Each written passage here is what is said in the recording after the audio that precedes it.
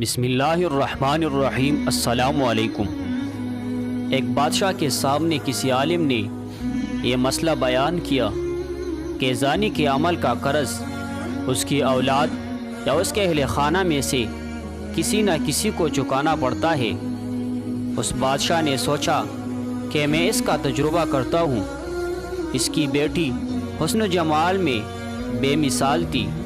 اس نے شہزادی کو بلا کر کہا کہ عام سادہ کپڑا پہن کر اکیلی بازار میں جاؤ، اپنے چہرے کو کھلا رکھو اور لوگ تمہارے ساتھ جو معاملہ کرے وہ ہو بہو آ کر مجھے بتاؤ۔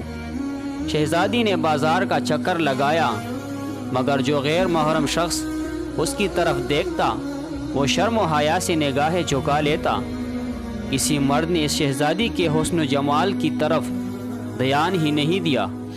سارے شہر کا چکر لگا کر جب شہزادی اپنے محل میں داخل ہونے لگی تو راہداری میں کسی ملازم نے محل کی خادمہ سمجھ کر روکا، گلے لگایا، بوسہ لیا اور بھاگ گیا۔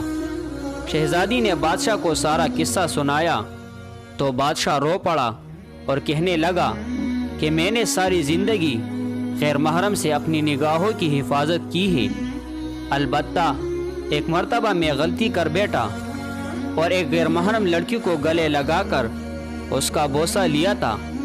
میرے ساتھ بھی وہی کچھ ہوا جو میں نے اپنے ہاتھوں سے کیا تھا۔ ہمیں اس واقعے سے عبرت حاصل کرنا چاہیے، ایسا نہ ہو کہ ہماری کوتاہی کا بدلہ ہمارا اولاد جھکاتی پھرے۔ جو شخص چاہتا ہے کہ اس کے گھر کی عورتیں پاک دامن بن کر رہے، اسے چاہیے کہ وہ غیر محرم عورتوں سے بے تما ہو جائے۔